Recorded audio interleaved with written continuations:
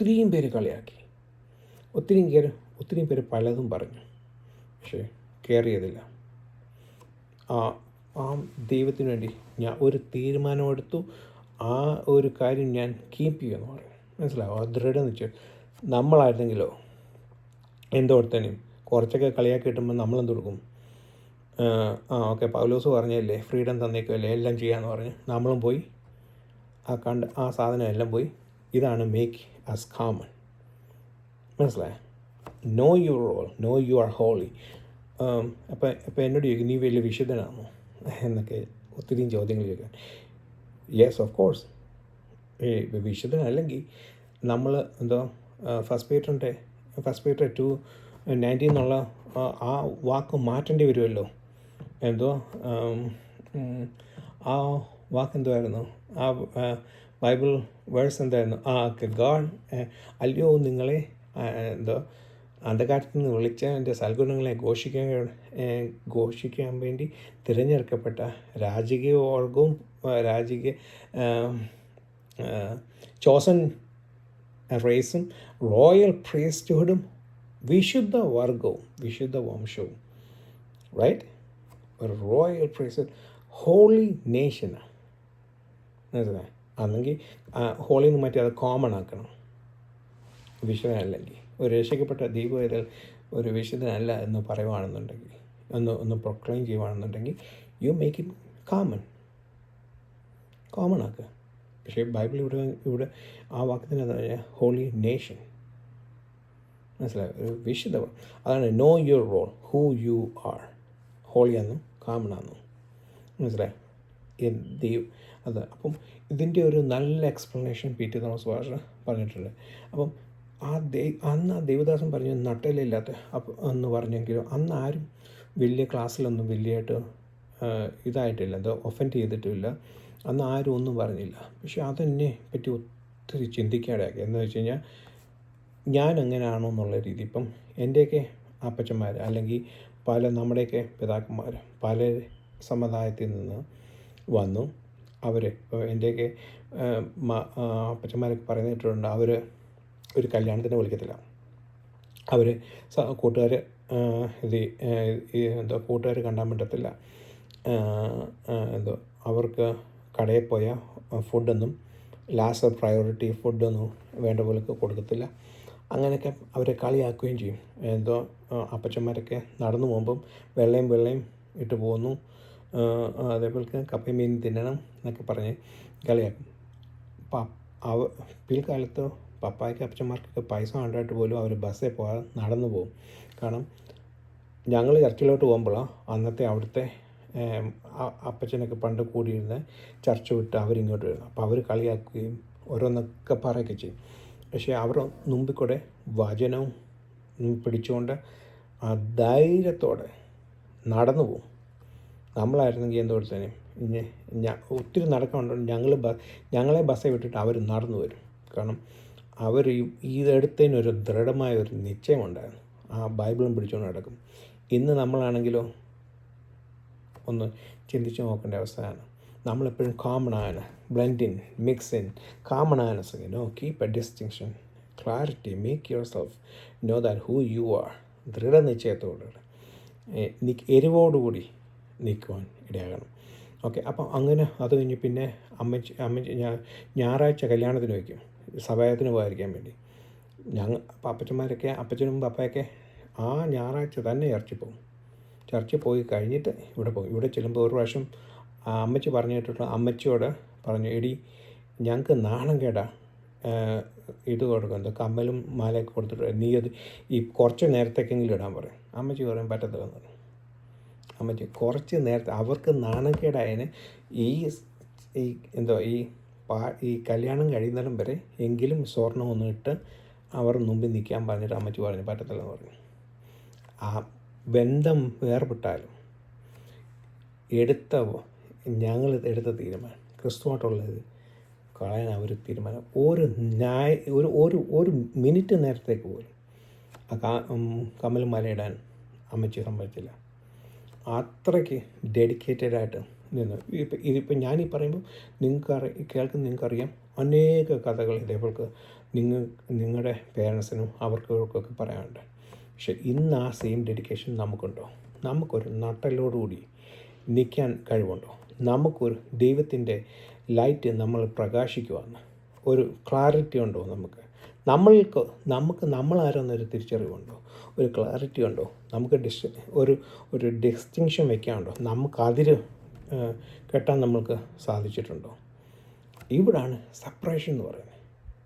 മനസ്സിലായി? ഒരു holy keep A separation എന്ന് പറയുമ്പം make your know who you R, clarity. മനസ്സിലായോ? അല്ലാതെ മറ്റേ ആളിൽ നിന്ന് കംപ്ലീറ്റ് ഒരു ഡിറ്റാച്ച്മെൻറ്റ്, ഒരു കോൺഫ്ലിക്റ്റ് അല്ല ഉദ്ദേശിക്കുന്നത്, ഒരു ക്ലാരിറ്റി. ദൈവം അത് ലൈറ്റിനെ അന്ധകാരത്തിൽ നിന്ന് ഒരു സെപ്പറേഷൻ. മനസ്സിലായി? ഇനി അടുത്ത വാക്കിലുണ്ട് അതിനൊരു വേലി കിട്ടുന്നതായിട്ടുണ്ട്. അന്ധകാരത്തിനും ലൈറ്റിനും തമ്മിൽ ഒരു വേലി കിട്ടുക എന്ന് പറയുന്നത്. ഇപ്പം നമ്മൾ യഹൂദന്മാരുടെ ഇത് പഠിച്ചു കഴിഞ്ഞാൽ അവരുടെ ടെമ്പിൾ ഉണ്ടാക്കി കഴിഞ്ഞാൽ അതിന് ചുറ്റും നമുക്കറിയാം, നെഹമ്യാവിൻ്റെ ഇത് പറയുമ്പം അവർ ആ ഒരു വോൾ ഉണ്ടാക്കാൻ വേണ്ടി, എന്തിനാ വോൾ, ഒരു ഫെൻസ്. ഇതാണ് തോറ എന്ന് പറയുന്നത്, ദൈവത്തിൻ്റെ വചനം. യഹൂദന്മാരെ സംബന്ധിച്ചോളം തോറ, ദൈവത്തിൻ്റെ വചനം, അവർക്ക് അതൊരു ഒരു ഫെൻസാണ്. മനസ്സിലായി? ആ ഫെൻസ്, അതിൻ്റെ അകത്തുള്ളിൽ നിന്ന് അവരുടെ ജീവിതം എത്രയോ മാക്സിമം സന്തോഷവും ബ്യൂട്ടിഫുള്ളും ദൈവനാമ മഹത്വത്തിന് പുകഴ്ചയ്ക്കും കാരണമായി തീരാൻ പറ്റുമോ അതാകുക എന്നുള്ളതാണ് അവരുടെ ലക്ഷ്യം. ദേ ഡോണ്ട് കെയർ അബൌട്ട് മറ്റ് ലോകത്തിലെ കാര്യങ്ങൾ, വലിയ വീടും വലിയ കാറും അതും ഇതും ഒന്നും അവർക്ക് പ്രശ്നമല്ല. They make their life beautiful to show other people that, or show themselves that, or അല്ലെങ്കിൽ മറ്റൊരു കാണിക്കുക, this is what God made us to do. ദൈവം ഞങ്ങളെ തിരഞ്ഞെടുത്ത ഇത് ചെയ്യാനാണെന്നുള്ളത്. പക്ഷേ ഇന്ന് ഞാനിപ്പോൾ എന്നെ ചോദിക്കാം, നമ്മളിൽ ആ ഒരു ഡെഡിക്കേഷൻ ഉണ്ടോ? നമുക്ക് ആ ഒരു ഡെഡിക്കേഷൻ വയ്ക്കാൻ പറ്റും. ഇപ്പം ഞാൻ വലിയതാണ്ട് ചെയ്തു എന്നല്ല പറഞ്ഞു, എന്നിലെ കാര്യങ്ങളെ പഠിച്ച എൻ്റെ തെറ്റുകളും കാര്യങ്ങളും ഒക്കെയാണ് ഞാൻ ഇതിൽ കൂടെ പറഞ്ഞ് മനസ്സിലാക്കാൻ ശ്രമിക്കുന്നത്. മനസ്സിലായോ? എവിടെയെങ്കിലും നിങ്ങളുടെ ജീവിതത്തിൽ നിങ്ങൾ എന്നെക്കാട്ടി ബെറ്റർ ആയിരിക്കും, മനസ്സിലായോ? പക്ഷെങ്കിൽ എവിടെയെങ്കിലും എന്തെങ്കിലും വീഴ്ത്തപ്പെട്ടു പോയിട്ടുണ്ടെങ്കിൽ അതൊന്ന് സ്വയം ശോധന ചെയ്യുക, ഒരു പരിശോധിക്കുക. മനസ്സിലായോ? അപ്പം അങ്ങനെ ചെയ്യുക എന്നുള്ള ഉദ്ദേശമുള്ളൂ, കുറ്റപ്പെടുത്തുക എന്നുള്ള ഉദ്ദേശമല്ല. ഒരു ബാക്ക് ബോണോടി, നാട്ടിലോടുകൂടി നിൽക്കുക. ഇപ്പം ഞാൻ ഈ വെള്ളം ഉടുപ്പിട്ടതിൻ്റെ പേര് എനിക്ക് എന്ത് കളിയാക്കിയിട്ടിട്ടുണ്ട്, എന്നെ എത്ര പേര് കുറ്റപ്പെടുത്തിയിട്ടുണ്ട്. ഞാൻ എൻ്റെ ഒരു അനുഭവശേഷം പറഞ്ഞ, ആദ്യമായിട്ട് ഞാൻ സുവിശേഷ വേലയ്ക്ക് ഇറങ്ങി അന്ന് മുതൽ എനിക്ക് ഇന്ന് വരെ ഒരു നല്ല വാക്ക് ഞാൻ കേട്ടിട്ടില്ല. എപ്പോഴും പഴി, ദുഷി, നിന്നെ, ഞെരുക്കോ മാത്രമുള്ളൂ. ഏതെല്ലാം രീതി എന്നെ കളിയാക്കാമോ പബ്ലിക്കായിട്ട് എന്നെ കളിയാക്കിയിട്ടുണ്ട്. ഈ കഴിഞ്ഞ ആഴ്ചകളിലും പബ്ലിക്കായിട്ട് എന്നെ കളിയാക്കി. അതേപോലെ ഏതെല്ലാം രീതി കളിയാക്കാമോ ആ രീതിയിലെല്ലാം എന്നെ കളിയാക്കിയിട്ടുണ്ട്. ഞാൻ വിട്ടുകൊടുക്കത്തില്ല. I chose to do this is what I chose, this is what I'm going to do.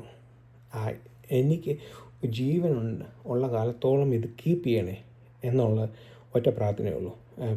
പാട്ടുകാരും പറയുന്നത് എന്തോ, കഴിഞ്ഞ ദിവസം ഒരു പാട്ടുണ്ട്, എനിക്ക് മുമ്പിൽ പലരും പോയി, എനിക്ക് പിമ്പിൽ പലരും വന്നു, എല്ലാവരും വീഴ്ത്തപ്പെട്ട സ്ഥലത്ത് ഞാൻ വീഴ്ത്തപ്പെടാതിരിക്കാൻ വേണ്ടി എന്നെ യാഹേ നീ എന്തെയോ, ആ പാട്ടിൻ്റെ അകത്ത്, ആ പാട്ടിൻ്റെ ഒരു സ്റ്റാൻസയ്ക്കകത്ത് ഉള്ള ഏതാണ്, എന്നിലും ഭക്തർ, എന്നിലും ഭക്തർ, എന്നിലും ശക്തർ വീണു തകർന്നീ പോർക്കളത്തിൽ, എന്നിലും ശക്തർ, എന്നിലും ഭക്തർ വീണു തകർന്നീ പോർക്കളത്തിൽ. അപ്പം ഈ പോർക്കളത്തിൽ എന്നിലും ശക്തർ, എന്നിലും ഭക്തർ വീണു. പക്ഷെ അതേപോലെ പോകരുതേ എന്നുള്ള ഒരൊറ്റ പ്രാർത്ഥന എനിക്ക്, വീഴ്ത്തപ്പെടാതിരിക്കാൻ, എടുത്ത തീരുമാനത്തിൽ ഉറച്ച് ജീവിതാന്ത്യത്തെ വിശ്വസയോടിരിക്കാൻ. അതുമാത്രമല്ല, ഞാൻ സേവിക്കുന്ന ദൈവത്തെ എനിക്ക് വലിയ പ്രകടനമൊന്നും കാണിക്കാതെ കാണിച്ചു കൊടുക്കുക, ആൾക്കാരെ അറിയിക്കുക. അവരിൽ ഒരു മേക്ക് എ ഡിഫറൻസ്. ഞാൻ എൻജോയ് ചെയ്യുന്ന പോലെ അവരും എൻജോയ് ചെയ്യണമെന്നുള്ള ഒറ്റൊരാഗ്രഹമുള്ളൂ എനിക്ക്. അല്ലാതെ വലിയ ഇതൊന്നും വലിയ ആഗ്രഹങ്ങളൊന്നുമില്ല. ഓക്കെ.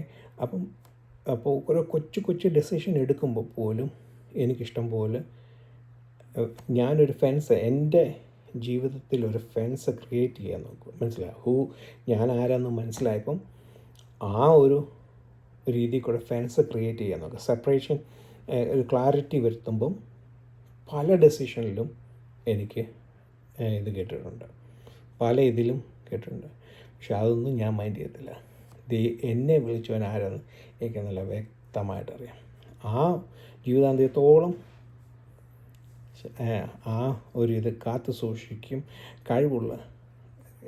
സൂക്ഷിക്കാൻ കഴിവുള്ള ദൈവത്തിൻ്റെ കരങ്ങളിൽ ഏൽപ്പിച്ച് ഓരോ ദിവസവും ദൈവം വീഴ്ത്തപ്പെട്ടു പോലെ എന്നുള്ള ഒറ്റൊരു പ്രാർത്ഥനയെ ഉള്ളൂ. ഓക്കെ.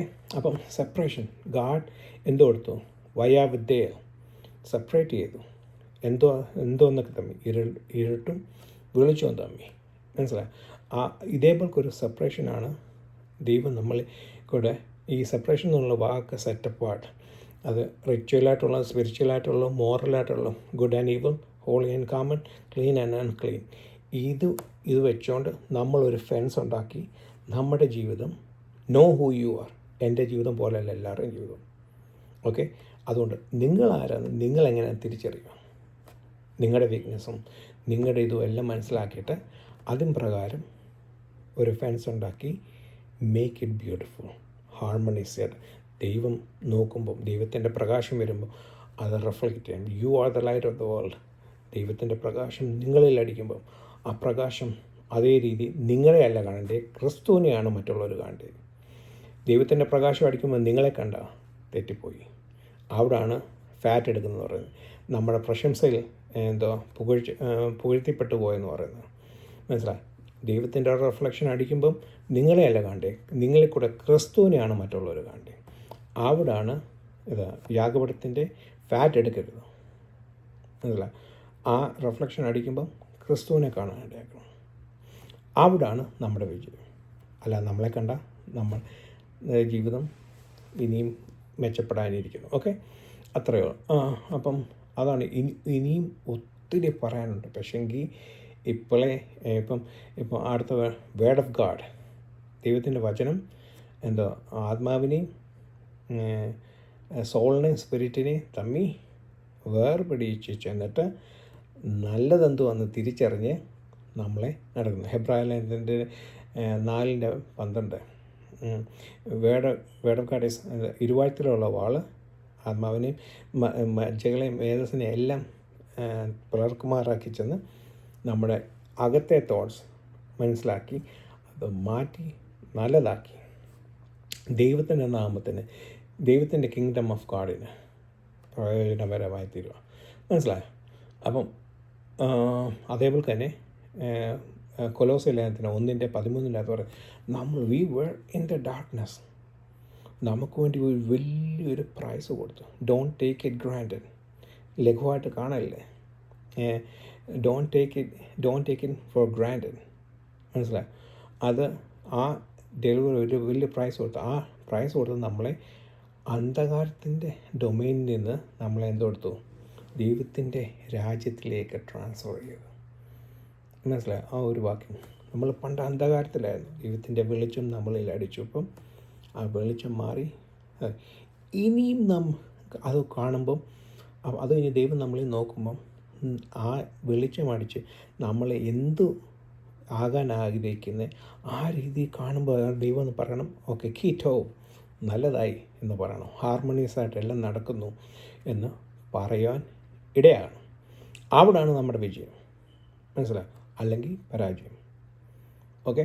അപ്പം നമ്മളിൽ വെളിച്ചം അടിക്കുമ്പം എന്തോ എടുക്കണം, ആ വെളിച്ചം പ്രകാശിക്കണം, മറ്റുള്ളവരിൽ ക്രിസ്തുവിലേക്ക് പ്രകാശിക്കണം, ക്രിസ്തുവായിട്ട് പ്രകാശിക്കണം. ഓക്കെ. പക്ഷേങ്കിൽ ഇത് പറയുമ്പോൾ ഇവിടെ ഉണ്ട് ഒത്തിരി നമുക്ക് കുറേ നമ്മളിൽ കുറേ പഴയ കുറേ എന്താ പറയുന്നത് നിർബന്ധങ്ങൾ. നമ്മൾ ഒരു ആൾ ഇങ്ങനെ ആയിരിക്കണം, അങ്ങനെ ആയിരിക്കണം, അത് ചെയ്യണം, ഇത് ചെയ്യണം.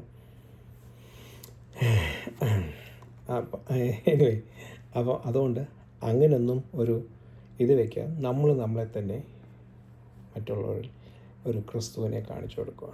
മനസ്സിലായി? അതായി തീരട്ടെ. ലൈറ്റ് നിങ്ങളിൽ പ്രകാശിക്കട്ടെ.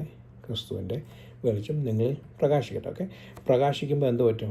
ഇരുൾ മാറിപ്പോവും. ഇരുളും വെളിച്ചവും തമ്മിലൊരു വേർതിരിവുണ്ടായി. ഓക്കെ, അടുത്ത നമ്മൾ കാണുന്ന